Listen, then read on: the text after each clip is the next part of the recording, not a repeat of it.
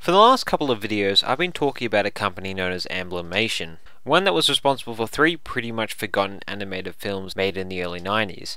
And while the studio has faded off to obscurity, it was really the start of something much larger, DreamWorks. To put it rather bluntly, DreamWorks is really Emblemation plus the Disney Renaissance, due to the fact it was not only headed by Spielberg and had most of the same staff as Emblemation, but it was also headed by Jeffrey Katzenberg, who was responsible for Disney films such as The Rescuers Down Under, Beauty and the Beast, Aladdin and The Lion King. One would assume that together they would be an unstoppable force, and from evidence that DreamWorks' popularity and finances grow every year, that assumption will be pretty much right. DreamWorks made its animation debut in 1998 with 2 very different films, Ants and The Prince of Egypt. One was a 3D animated dark satirical adventure comedy, the other was a 2D animated epic musical, but these two do have something in common. Both are the types of films you wouldn't see around today, especially the latter. The Prince of Egypt was based on the story of Moses from the Exodus book of the Bible, and to most brought-up Christians, such as myself, it's a very well-known story. But I do find it odd that a 2D animated film with a hefty budget was based on a modern-day religious story. It's something which I don't think would fly too well these days, and I'm surprised it became so popular when it was released in 1998. But alas, to this day, it's pretty forgotten, along with some of the other early DreamWorks 2D stuff.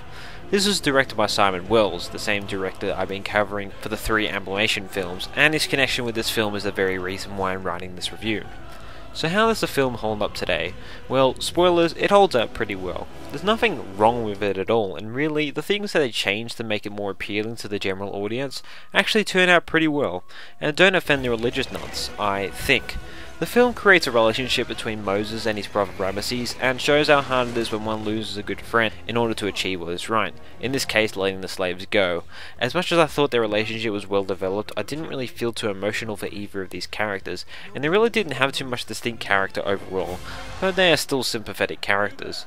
The best thing about the movie is, however, its seriousness. This movie doesn't dumb things down, well, too much. The comic relief is actually pretty funny, people die, and the movie admits it. It also has spectacular visuals, things that you would not be able to do with live action, as well as a decent soundtrack from Hans Zimmer. I wasn't too big on the songs though, I couldn't really remember any, and I think the movie could have used without them. I didn't really mind them though. The only thing that I could really complain about in this movie is, well, its predictability. I know that sounds like an extremely cheap thing to say, but yes, I already know the story, I knew already what was going to happen, so I really felt no real surprise when I watched it when it came into the plot. Any surprises come from the visual style and the way the Bible story is manipulated, and in that way it works, but when I already knew what happened, it makes it hard for me to call it something awesome.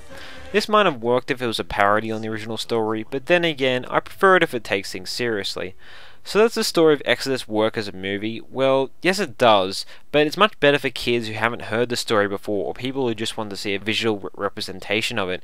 It really isn't an in-depth look into the story, and making it animated immediately makes it more difficult to take it fully seriously, even if it takes itself seriously. I also found it kind of funny where they decided to end the movie, knowing that right after this, a bigger complication would arise, and the movie doesn't bother hinting it in favour of having a happy ending. I also don't think that the movie's tone is as dark as it really needs to be. In order to defeat the antagonists, the good guys, including God, have to do some pretty dark stuff, and the full impact of this really isn't addressed.